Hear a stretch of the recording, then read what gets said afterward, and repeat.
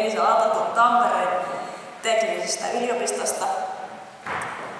Ja ajattelin puhua teille tänään matkaketjuista ja myöskin ehkä muutama sana tästä suunnitteilla olevasta selvityksestä Lapin lentoasemien saavutettavuusalueesta.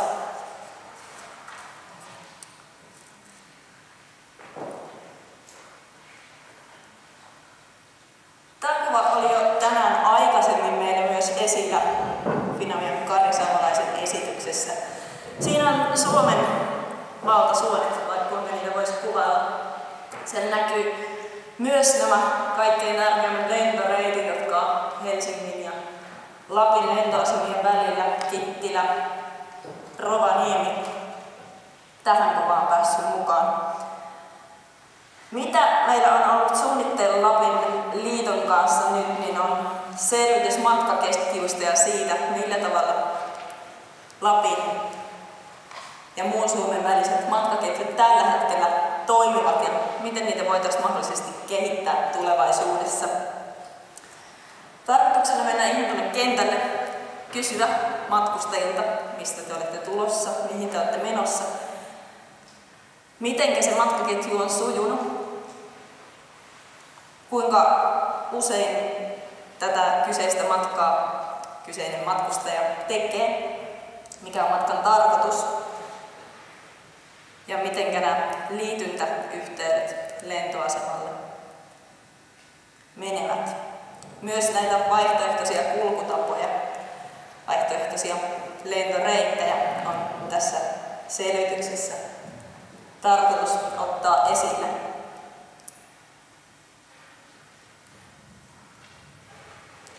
Mä näytän ensin muutaman kuvan kansalaisten tyytyväisyys liikennejärjestelmään ja matkaketjuihin selvityksestä. Tämä on Liikenneviraston selvitys, joka ollaan tehty Tampereen teknisessä yliopistossa vuonna 2011. Ensimmäisessä kuvissa on, tässä vasemmanpuoleisessa kuvassa on junaliikenteen osalta kansalaisten tyytyväisyys näiden junayhteyksien olemassaoloon. Oikeanpuoleisessa kuvassa on sen sijaan sitten lentoyhteyksistä. Lapin osalta voidaan todeta, että junayhteyksiin ollaan tyytyväisiä, vaikkakin niitä ratoja ei kauhean pohjoiseen täällä Lapissa mene. Lapin, Pirkanmaan, Uudenmaan osalta ollaan tyytyväisiä junayhteyksiin ja lentoyhteyksien osalta koko maan keskiarvon ollessa 3,7. Lapin arvio on 3,6, eli ollaan siellä lähellä koko valtakunnan keskiarvoa. Seuraavassa kuvassa on sitten vastaavasti mietitty suomalaisten tyytyväisyyttä paikallisjoukkoliikenneyhteyksiin, millä saavutetaan nämä lentoyhteydet, millä päästään sinne rautatieasemalle. Siinä kuvassa voidaan todeta, että Lappi tippuu tietyltä osin valtakunnallisen keskiarvon alapuolelle junayhteyden osalta, kun maksimiarvo on 5, eli erittäin tyytyväinen. Junaliikenteen osalta päästään 2,6, lentoliikenteen osalta 2,5. Siinä on aika iso ongelmakohta. Me ollaan tänään oltu tosi paljon ilmassa. Ollaan puhuttu niistä Lapin lentoyhteyksistä, kuinka tänne päästään Etelä-Suomesta, kuinka ne matkailijat pääsee, kuinka rajan ylittävä lentoliikenne voisi toimia. Mutta se ongelmakohta, mihin mä aion nyt pureutua, on se, että kuinka päästään sitten sen lentoasemalta eteenpäin sinne viimeiseen kohteeseen. Lapin kentät on mulle henkilökohtaisesti jonkin verran tuttu ja mä oon 9 vuoden ajan ollut lentoliikenteen maapalveluiden parissa työskennellyt ja sitä kautta myös Enontekiön ja Kittilän lentoasemilla joitakin joulusesonkeja ollut ruuhkavoimissa apuna, joten tiedän itsekin, että nämä arviot on varmaan ihan aitoja. Paikallisjoukkoyhteydet asemalle lentoliikenteen osalta kuin myös junaliikenteen osalta ei toimi. Toinen ongelmakohta on se saavut Helsingistä Kittilään, niin millä sä pääset jatkamaan sieltä.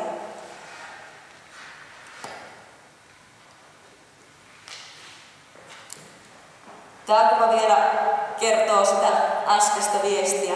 Siellä on Lapin osalta, kun saavutettavuusalueita katsotaan oikein puolella kuvassa, niin aika paljon tällaista valkoista kohtaa. Elikkä alueen asukkailla on hyvin pitkä matka sinne lentoasemalle. Lapissa on keskimäärin 2 asukasta 4 kilometrillä, kun vastaava luku hyvin paljon pienemmässä Uudessa Maassa on noin 170 asukasta 4 kilometrillä. Se selittää aika paljon. Välimatkat on tosi pitkiä. Paljon tänään puhuttu matkailun ja sitä kautta myös lentoyhteyksien sesonkiluontoisuus on luonnollisesti ongelmallista. Matkailijat on se merkittävä joukkoliikenteen käyttäjäryhmä. Varsinkin nämä yksittäiset matkailijat, jotka tulee sitten vaikka sieltä Japanista Helsinkiin, lentää Helsingistä edelleen Lappiin. Lentoliikenteen saavutettavuusalueet on aika laajoja, etenkin täällä pohjoisessa. Ja sitten nämä saavutettavuusalueet vielä vaihtelee sen tarinan mukaan. Saattaa olla, että liikennettä joillekin kentälle on talviaikaan, mutta sitten on useamman kuukauden tauko, jolloin ei ole säännöllistä reittiliikennettä, joten luonnollisesti niiden liityntäyhteyksien järjestäminen on ongelmallista.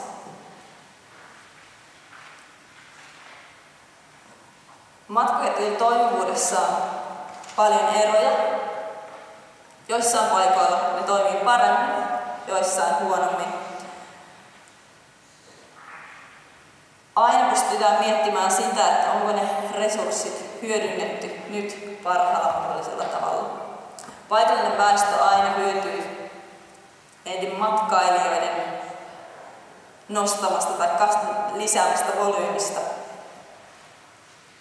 Mutta sitten matkailun tarpeet, jotka voisivat olla kausittain, etenkin luontoisesti hyvin suuria, ei aina tule huomioiduksi just näissä joukkoliikenteen järjestämisessä.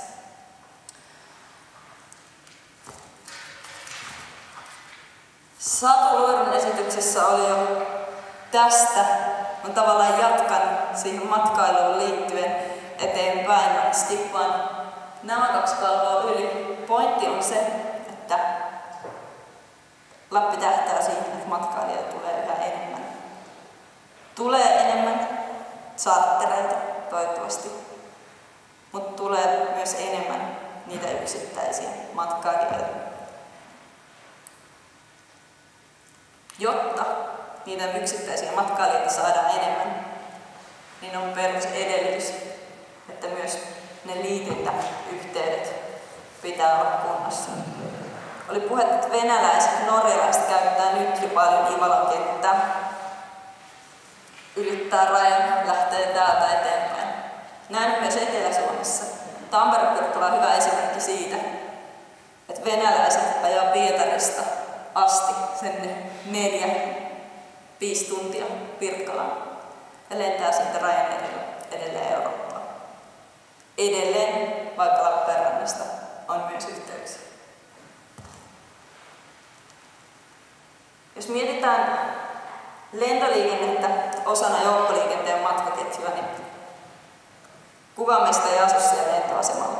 Tai okei, joku voi asua siinä lähellä, nämä tyypit on harvassa. Eli lentoliikenne tarvitsee aina jonkinlaisen liityntäkuljetuksen. Mikä sille on poikkeuksellista, niin suurin osa matkustajista nousee sen kuljetuksen kyytiin samalta asemalta ja jää pois samalla pysäkillä.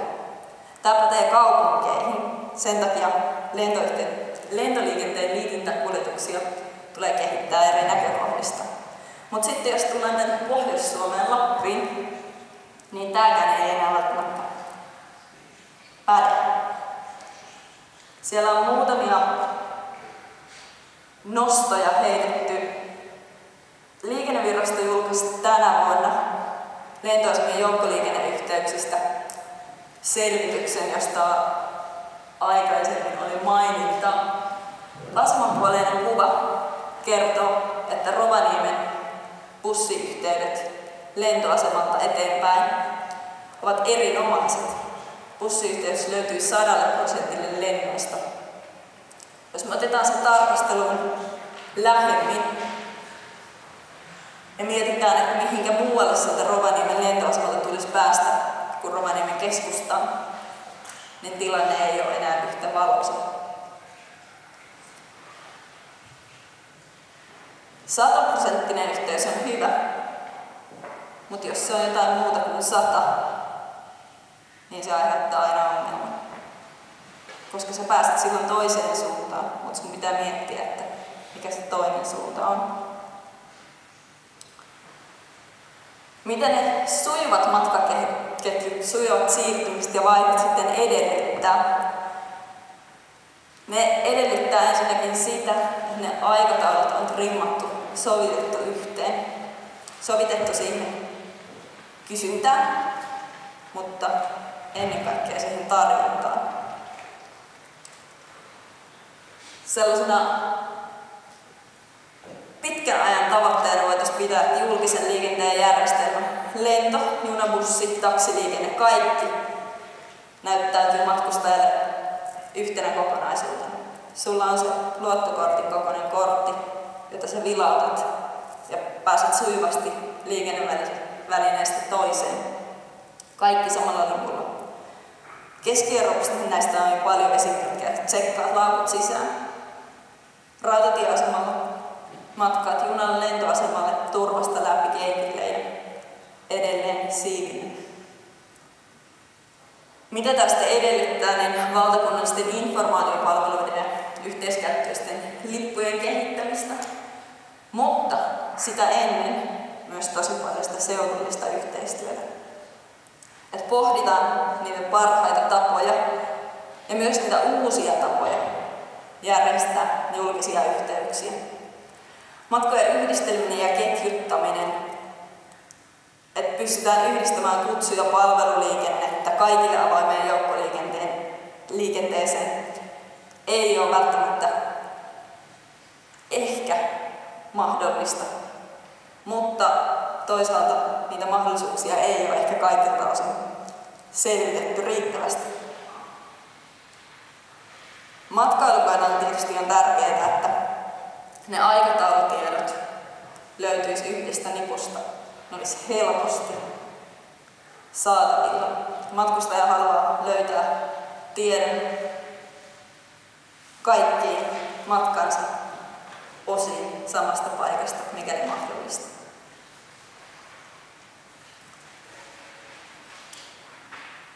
Me lähdettiin liikkeelle siitä selvityksen tarpeesta, mitä Tampereen teknillinen yliopisto, tarkemmin liikenteen tutkimuskeskus Verne ja Lapin liitto on suunnitellut.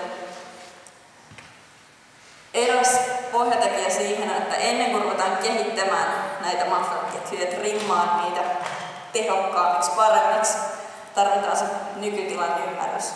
Minkä takia se joku matkustaja lentää Helsingistä Rovaniemelle sen sijaan, että hän lentäisi Helsingistä Kittilään? Miten hän jatkaa siellä? Minne hän on menossa? Mikä on matkan tarkoitus? Ja niin edelleen. Yhtä sellaista valmista ja kopioitavaa mallia järjestää näitä liityntäyhteyksiä harvaan asutuilla pitkien etäisyyksien alueilla ei ole. Jokaisella alueella, jokaisella kentällä on erilaiset tarpeet. Ja ne tarpeet voi olla myös erilaiset sieltä kentältä sinne yksittäiseen kohteeseen. Summa summarum, mitä me voidaan saavuttaa sen kautta, että me kehitetään niitä matkaketjuja. Kun ne yhteydet toimii hyvin, sen matkailijan on helppo saada se tieto niistä. Ja sen jälkeen hänen on helpompi tehdä se päätös ja matkustaa tänne. Sesonkiluonteisuus on ongelmallista. Tässä aikaisemmin oli hienoja esimerkkejä siitä, miten sesonkeja voidaan venyttää ja tavallaan kesä, syksy, kevätmatkailua. Tehdä niistä kaikista tavallaan yhtenäistä. Se voisi myös helpottaa sitä, että näitä liityntäyhteyksiä voitaisiin helpommin ylläpitää ja tavallaan sitten muokata siihen kyseisen sesongin tarpeeseen. Myös eräs pohdittava seikka on kutsuliikenteen laajempi hyödyntäminen, josta on hyviä esimerkkejä saatavilla myös Suomen tasolta. Yhtenä päätelmänä voidaan vielä todeta, että 3 kilometriä kiitotietä voi viedä sut maailmalle, mutta siitä tarvitaan vielä loppuun asti trimmattu liityntäliikenne, että sä pääset sinne maaliin. Kiitoksia.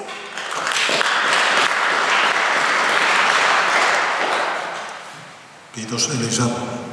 Onko Elisalle kysymyksiä? Siellä on.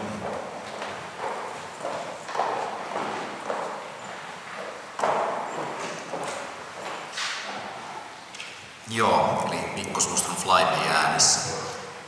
Tästä Elisan esitys oli ihan erinomaisesti päivän teemassa ja antoi hyviä eväitä tänne työn alla lentoliikennestrategia työhönkin.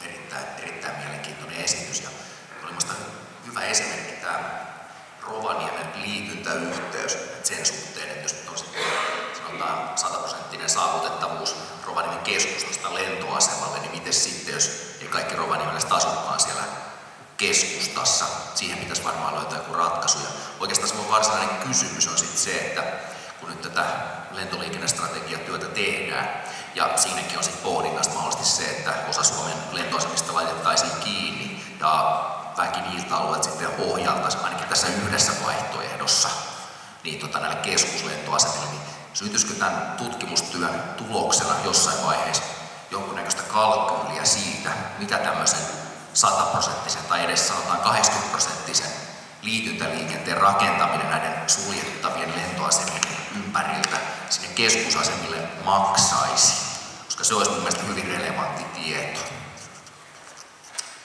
Joo, siihen mä voin vastata heti, että tämän selvityksen pohjalta ei varmasti synny sellaista yleistä. Tässä selvityksessä lähinnä lähdetään niistä Lapin kenttien saavutettavuusalueista ja tavallaan niputetaan siihen Lapin matkailuun. Mutta joo, toinen ajatukseni on tosi mielenkiintoinen, kyllä. Ja mielestäni koko Suomessa on hurjasti tehtävää näissä. Ei ole pelkästään Lapin ongelma.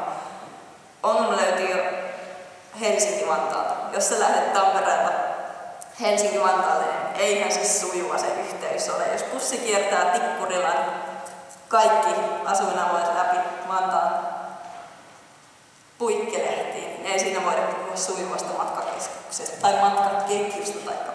Joo. Elikkä jo selvitettävää olisi ja hintaa en tiedä, kuka osaisi laskea. Hyvä, kiitos. Sitten toinen kysymys on Martti Oinas siellä.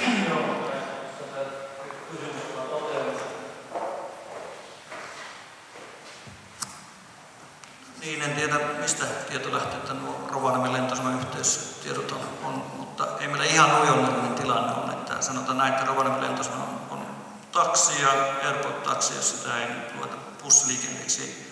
Ja kausiluontoisesti sitten yhteistyön Pyhän Luostolle, jota sitten ELY tukee. Ja sitten muutamia kaupaliikenneyhteyksiä, jotka käy, joissa useasti aikatauluketta käy tarvittaessa. Ja sehän on asiakkaalla aika hankala mainita siinä sillä tavalla. Ja ne bussiyhteydet, jotka on kaupaliikenteessä, ne ei sitten, jos koneet on myöhässä tai muuta, niin eivät voi odottaa. Että en pitäisi kyllä 100% pikkusen laskisin kyllä. Mutta tämmöinen tilanne ja kyllä sieltä pois pääsee aina lentoasemalta, kun sinne pääsee. Ja charterlennollahan on sitten matkanjärjestäjänä bussipyyt sitten kohteisiinsa. Kiitos. Joo, kiitos. Tämä oli hyvä tarkennus ja selvennys. Kyseisessä tutkimuksessa tutkittiin nimenomaan näitä kaupunkiliikenteen linjoja. Hyvä. Sitten Risto Lahikka, hyvä.